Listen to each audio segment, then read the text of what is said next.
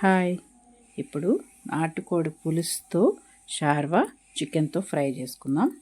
చూడండి, అందుకు కావాల్సినవి జీలకర్ర, మిరియాలు, పచ్చిమిర్చి, కొత్తిమీర, అల్లం వెల్లుల్లి ఇట్లా తరిగి పెట్టుకోవాలి. అలానే టమోటా, ఆనియన్స్ తరిగి పెట్టుకున్నాము. దీనికి ధనియాల పొడి, చికెన్ మసాలా పొడి, గరం మసాలా పొడి అవి ఒక ప్లేట్లోకి తీసి పెట్టుకున్నాము. 2 టేబుల్ స్పూన్ తీసి పెట్టుకున్నాను, ఎందుకంటే నేను 2 kgs చికెన్ వేసానండి. ఇప్పుడు ఆయిల్ వేడెక్కాక ఆనియన్స్, అల్లం వెల్లుల్లి అన్నీ వేసుకోవాలండి. ఇంకా జీలకర్ర, మిరియాలు, పచ్చిమిర్చి కట్ చేసుకొని వేసుకోవాలి. చూడండి, ఇట్లా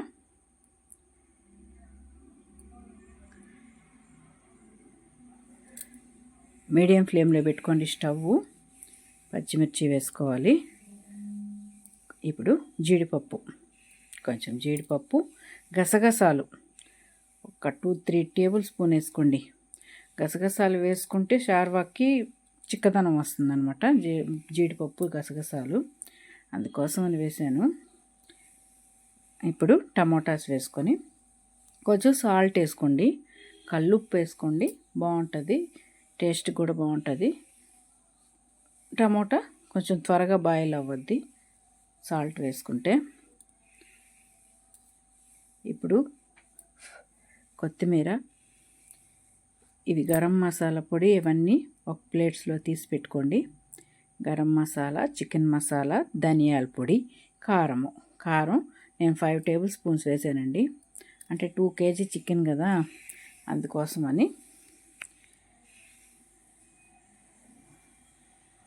కొత్తిమీర వేసుకొని స్టవ్ ఆఫ్ చేసుకోవాలండి. స్టవ్ ఆఫ్ చేసుకొని ఈ పొడులన్నీ వేసుకోవాలి. గరం మసాలా, ధనియాల పొడి, చికెన్ మసాలా పొడి, కారము ఇవన్నీ ఆఫ్ చేసుకొని వేసుకొని స్టవ్ ఆఫ్ చేసేసుకున్నాం కదా, ఫస్టే పక్కన పెట్టుకోవాలి. ఇప్పుడు చికెన్ చూద్దాం.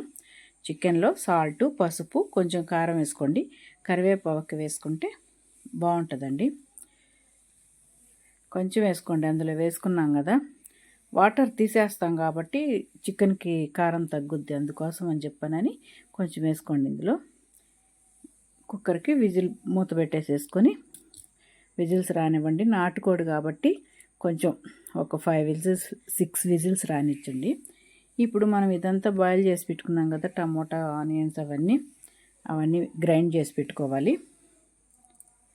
కొంచెం కొబ్బరి కూడా వేసుకోవాలండి. కొబ్బరి కూడా వేసుకుంటేనే మీకు షార్వాకి చిక్కదనం వస్తుంది.